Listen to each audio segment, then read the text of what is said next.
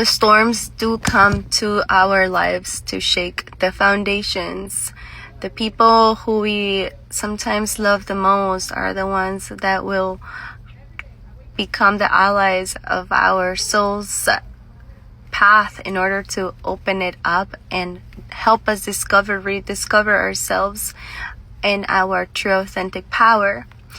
Sometimes we envision these people to be the ones who will love and protect and keep loyal to us, but instead we choose these souls to be the ones who will love us so much that in the soul contract there is a sense of betrayal that needs to occur so that in this physical plane they help our souls become and release and become the sovereign souls that we are. So I am so very grateful for the heartfelt experiences, the heartfelt betrayals that we undergo, and even since our childhood, just looking and sitting with these, recognizing that we've chose to meet these reflections of ourselves so that we can come to a place of truly setting ourselves free from what keeps us bonded. We are the ones who decide how far and how much we give into situations, people, places, and things. And sometimes when we are so accustomed or so loyal to a specific pattern in our life, these experiences that hurt so much, that tear us apart, come to teach us, to let us know that we need to love ourselves so much more and truly be so much more in tune with our heart space and our intuitive heart.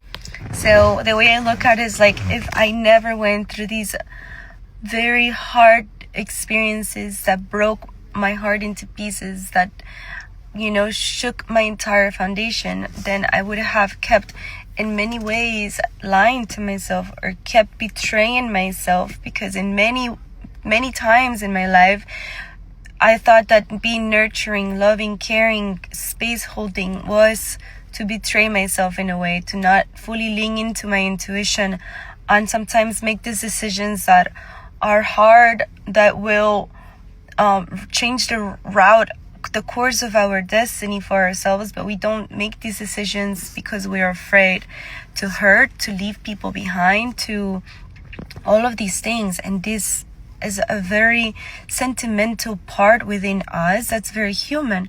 And so I see these lessons that I've gone through as the teachers that have allowed for me to really set free this time in some areas, because there's always going to be new lessons and new ways of me becoming more sovereign, becoming and recognizing my light, my power, who I truly am. And unfortunately, yes, we come to experience the human experience to learn these lessons, and we can choose in the ways that we learn them. And most oftenly, when there is growth, they are going to come through as a painful experience, because without that journey to the heart and to the space of surrender, there's truly no way of turning the key to allow the light to shine through that space of darkness or that shadow that we needed to lift and look at and release. So I love you guys. I know it's been a while, but I'm here.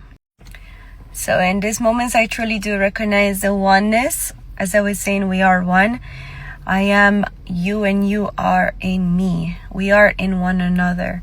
So to truly honor that we are reflections, and no matter what we come to teach, whether it's through hardship, lessons, painful situations, or ones of true loyalty, love, and compassion, I honor both of you, my reflections, the light in the dark in me. I honor both of you. Because of you, I am able to recognize myself and become one in wholeness with truly me. And that means allowing my soul to truly be and express who she really is. And that truly comes from a journey, the journey of the warrior. So So thank you to those of you who have seen me and recognized me, and to those of you who recognize me and have also planted against me, because no matter which side of the spectrum you have been in, it's all allowed for me to come home to myself. And I am wiser, I am more disciplined, I am more in tune, I am more resilient, I am so brave, and it's all been because of the duality of the experience that I've so grateful been able to experience through you as my reflection, through you guys as my reflections, because truly we are one, and what we wish upon each other, you're not wishing upon me, but you're wishing upon yourself. And what you do to self, you do to me, because we are that one body of Christ. So at the end, we are all dancing in this cosmic dance of life, where the mystery of duality come to play, and all resembles the one journey of the soul to recognize the self as a true living force of creation that abides and is a miracle that in a blink of an eye is here and at the other might not. Experiences have happened because your soul has been crying out to us, to you, for an experience to shake you up, reroute you, and help set yourself free. All of us come to teach one another something so special. To remember that we are truly living miracles. One, that self-love is truly what allows for us to connect with divinity from a space of wholesomeness. That allowing yourself to trust your intuition is key, because your soul knows the way.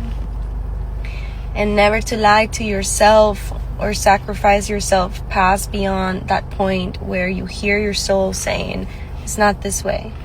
It's listening to the whispers, allowing yourself to be in gentleness through life, and knowing that God is truly peace. That anybody in your life that's not bringing you peace is a lesson, but it does not mean they have to stay.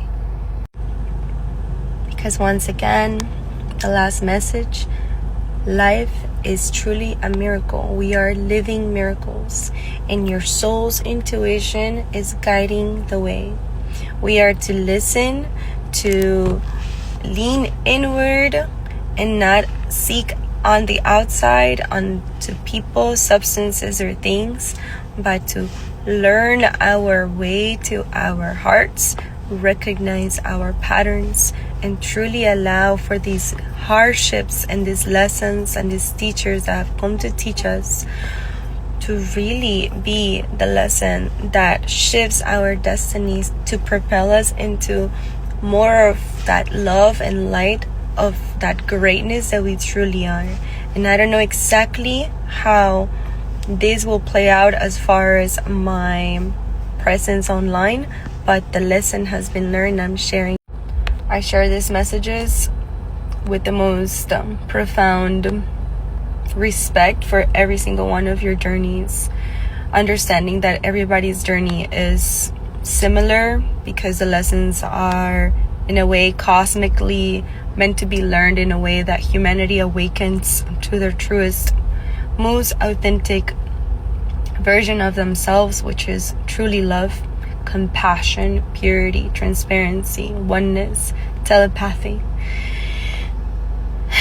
And I do not judge where you are in your lifetime right now. I share from my stories and from my situations, the hardship and the people that have come to teach you the hardest lessons in life. We are to thank them, and we are to live our lives like the miracles that we are. It might not be what we think that's out there in social media, but it's truly being at ease and at peace with ourselves. Lean into your hearts and allow for your hearts to become the compass that connect to your intuition, and move with grace from that space. Know that you are pure love, and that underneath all of the lessons, the hardships, and the ego, there's just this innocence, this spark of creation that unifies you to the all, where our greatness lays, where we can truly be who we've come to be. Not afraid of being who we are, because we're not afraid of sharing with one another, but also learning the lessons of being human, which is the body of light.